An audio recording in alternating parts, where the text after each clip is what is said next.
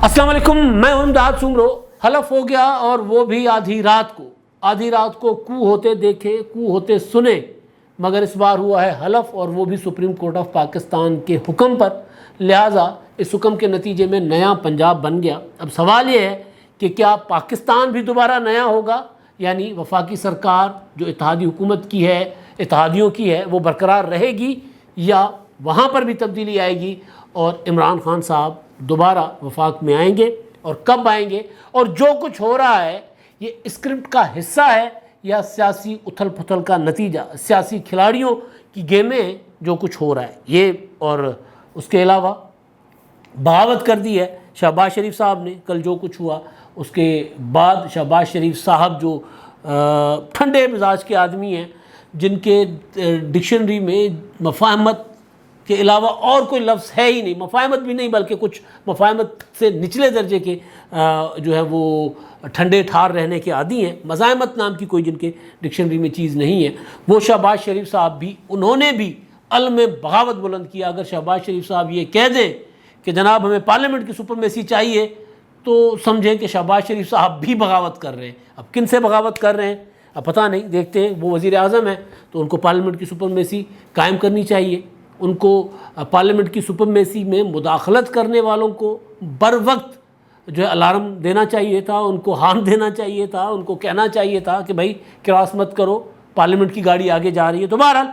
अब जो कुछ हुआ है उसमें ज़ाहिर है फ़िलहाल तो शहबाज शरीफ साहब और उनके इत्तेहादी हाथ मल रहे हैं, बल्कि कुछ इत्तेहादी शहबाज शरीफ साहब पर बहुत गुस्से में भी हैं। इसी वजह से गुस्से में है कि शहबाज शरीफ साहब को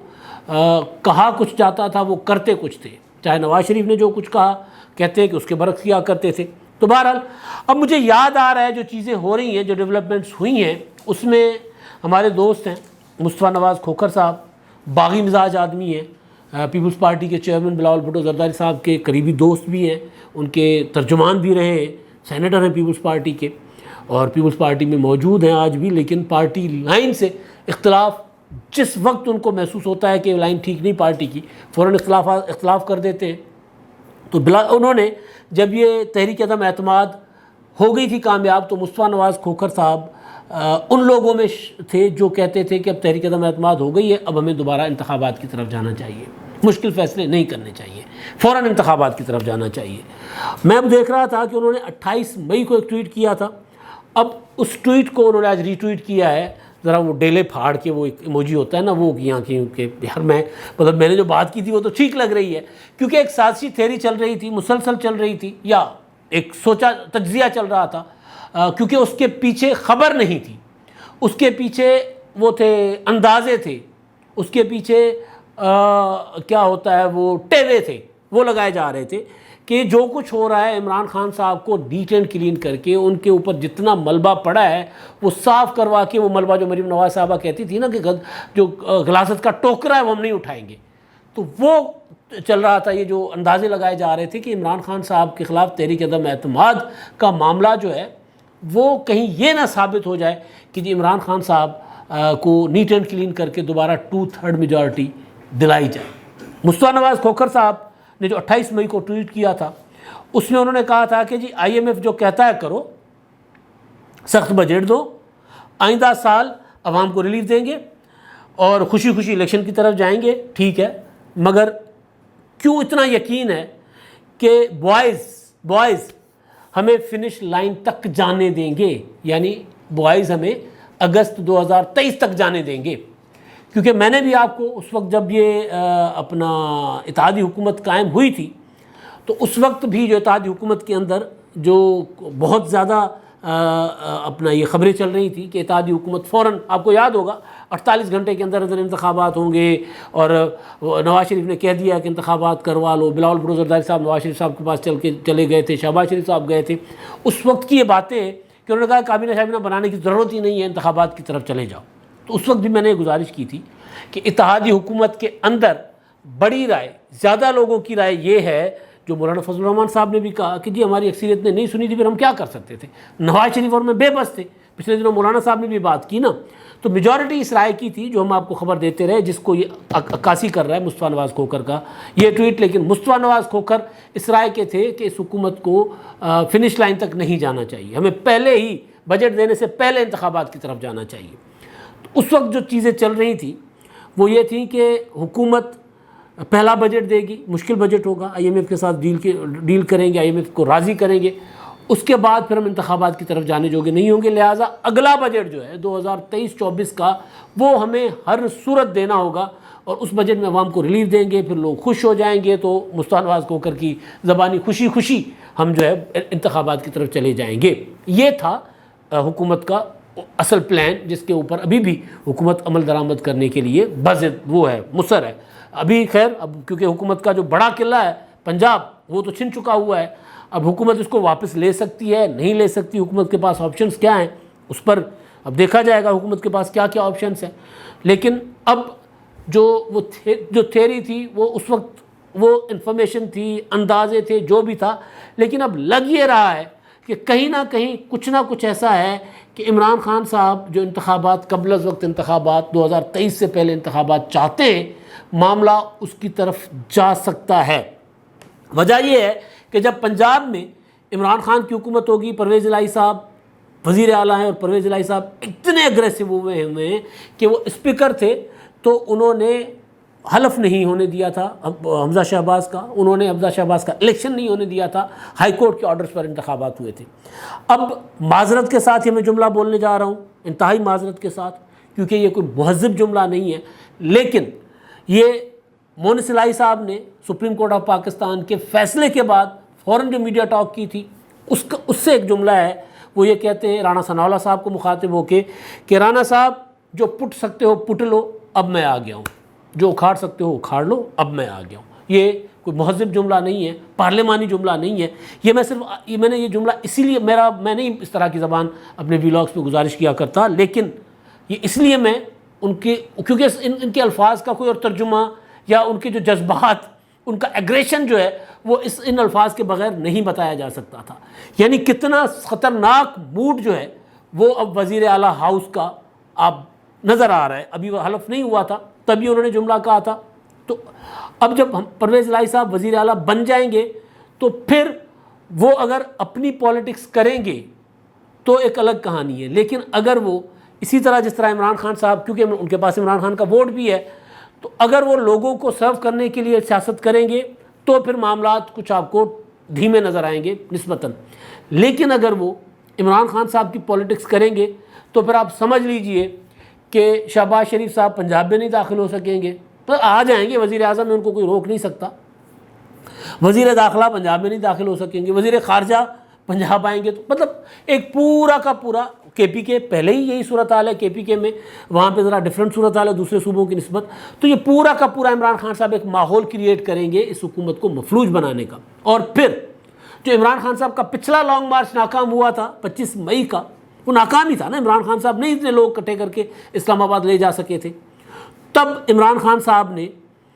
جب پنجاب سے لوگوں کو نکالنے کی کال دی تھی تو اس وقت حکومت نے رکاوٹیں کھڑی کر دی تھی، لوگ مزاحمت نہیں کر سکے تھے، نہیں نکلے تھے، پریکٹیکلی لوگ نہیں نکلے تھے۔ کل رات میں دیکھ رہا تھا لبرٹی چوک پر اچھے خاصے لوگ اکٹھے تھے، اگر اتنے لوگ 25 مئی کو لاہور سے نکل پڑتے تو عمران خان صاحب کی جو پنجاب سے لوگوں کی کال انہوں نے دی تھی، جو امید تھی وہ پوری ہو جاتی۔ جب ایک جلوس نکل پڑتا ہے پھر لوگوں کو لگتا ہے کہ یار لوگ اب نکل پڑے ہوئے ہیں تو لوگ نکل پڑتے ہیں، پھر لوگوں کا ڈر اور خوف ختم ہو جاتا ہے۔ 25 مئی کو ڈر اور خوف تھا،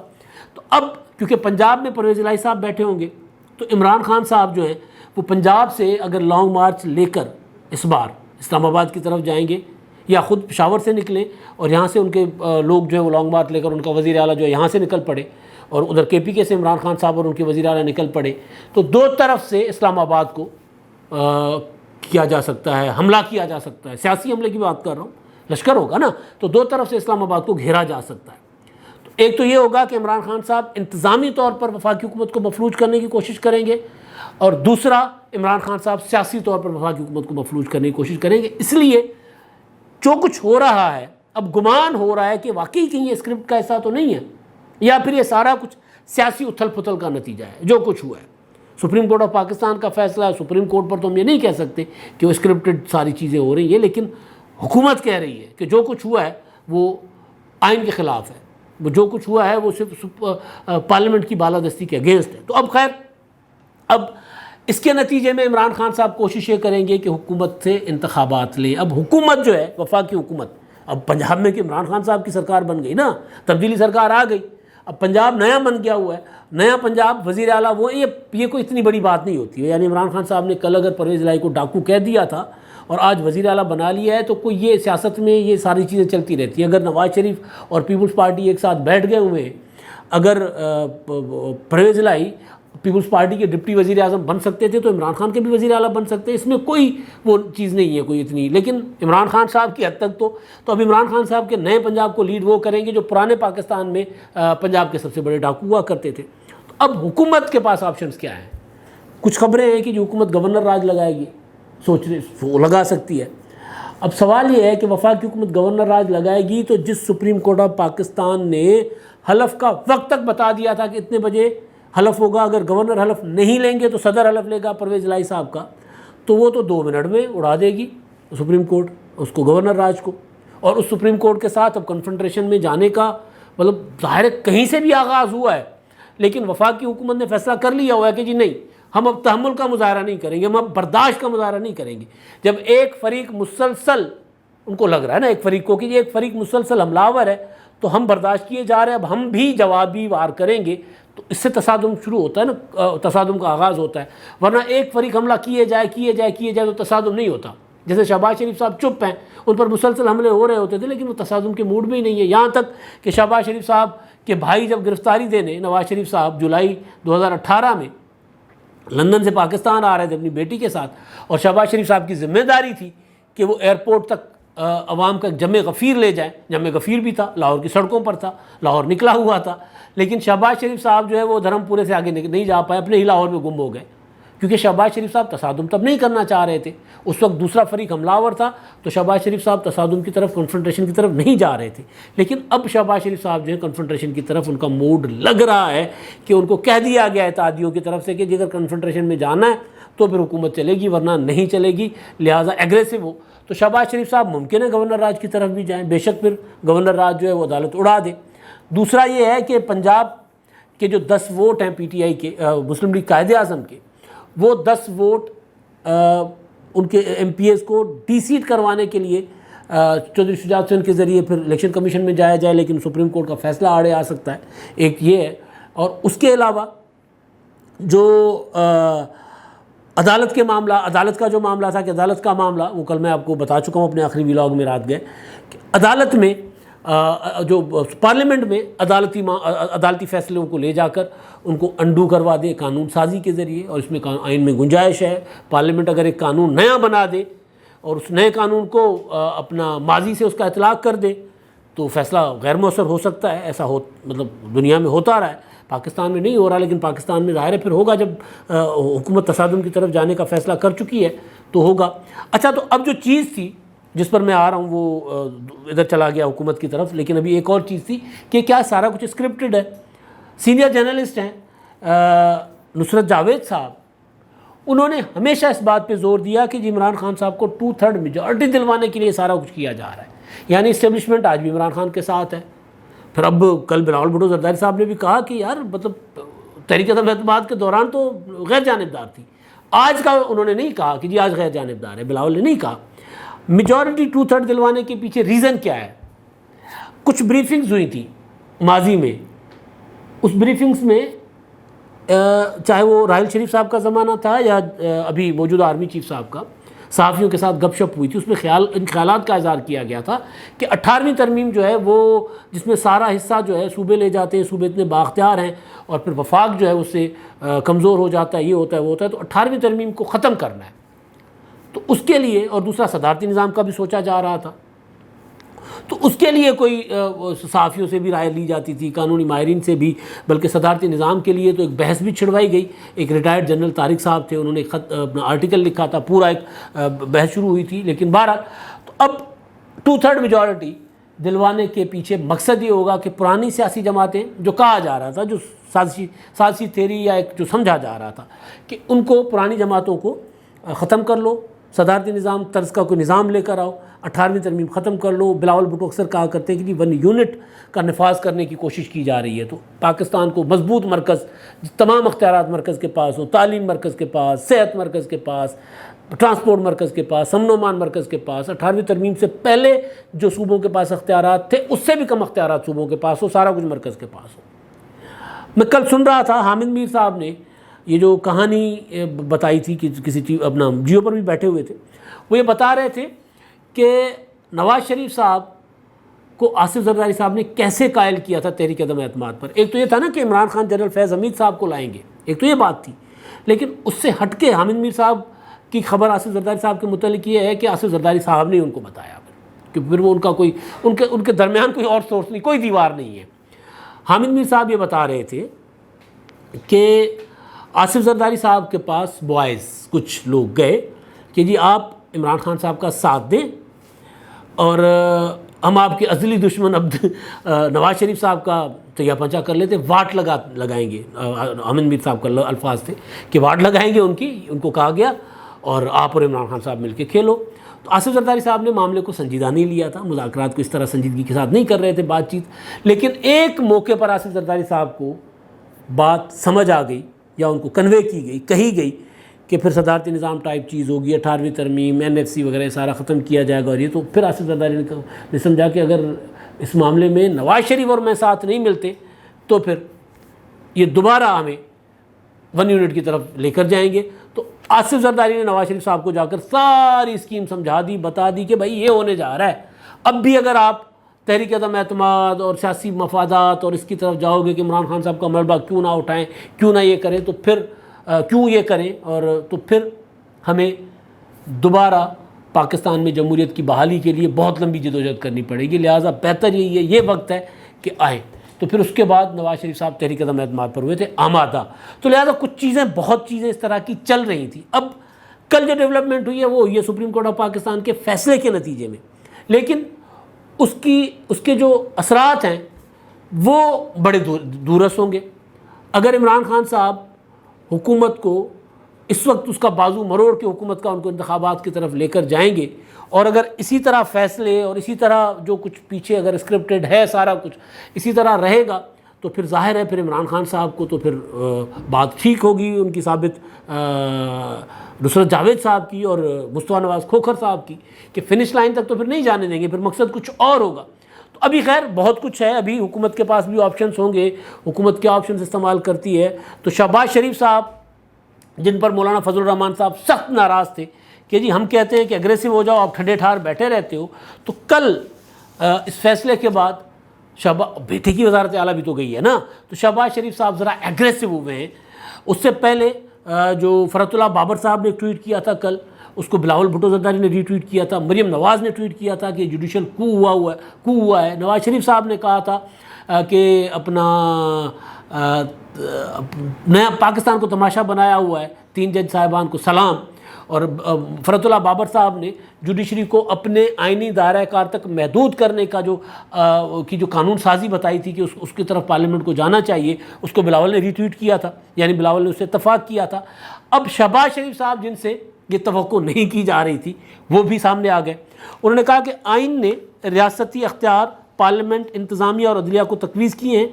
آئین نے سب اداروں کو متعین حدود میں کام کرنے کا پابند کیا ہے، کوئی ادارہ کسی دوسرے کے اختیار میں مداخلت نہیں کر سکتا، آئین اور پارلیمنٹ کی بالادستی پر کوئی سمجھوتا نہیں کریں گے۔ یہ شہباز شریف کہہ رہے ہیں، شہباز شریف کا لب و لہجہ نہیں ہے، شہباز شریف سیاسی مخالفین کو تو رگڑتے رہتے ہیں۔ آصف زرداری کو میں بھاٹی چوک پر گھسیٹوں گا، لاڑکانہ کی گلیوں میں گھسیٹوں گا، بھاٹی چوک پر لٹکاؤں گا، اور عمران خان کو عمران نیازی وغیرہ کہتے رہتے ہیں، لیکن اداروں کے متعلق شہباز شریف صاحب کا لب و لہجہ نہیں ہے، لیکن اس پر آگے کہتے ہیں عدلیہ کی ساخت کا تقاضا اور قرین انصاف یہی تھا کہ فل کورٹ تشکیل دیا جاتا تاکہ انصاف نہ صرف ہوتا بلکہ ہوتا ہوا نظر بھی آتا، لیکن عدالتی فیصلے سے قانون دان، برادری، سائلین، میڈیا اور عوام کے حصول انصاف کے توقعات کو دھچکا لگا ہے۔ یہ شہباز شریف صاحب کہہ رہے ہیں، اور میں نے کل رات آپ کو جو اپنا ویلاگ کیا تھا اس میں نے گزارش یہ کی تھی کہ تصادم سیاسی تھا، 2 سیاسی قوتوں میں تھا یا عمران خان اور ان کے مخالفین میں تھا، اب یہ تصادم پارلیمنٹ اور سپریم کورٹ کے درمیان چلا گیا، حکومت اور سپریم کورٹ نہیں، پارلیمنٹ اور سپریم کورٹ میں۔ اگر اس تصادم پر سپریم کورٹ آف پاکستان جو ظاہر پارلیمنٹ سے بالادست نہیں ہے، وہ اگر ریسٹرین شو نہیں کرے گی، اور اگر وہ اس بات کا ادراک ان کو نہیں ہوگا کہ پارلیمنٹ واقعی سپریم اور پارلیمنٹ کے حدود میں دخل اندازی نہیں دینی، تو پھر تصادم بہت آگے تک جائے گا۔ اب تک کے لیے اتنا ہی، اللہ حافظ۔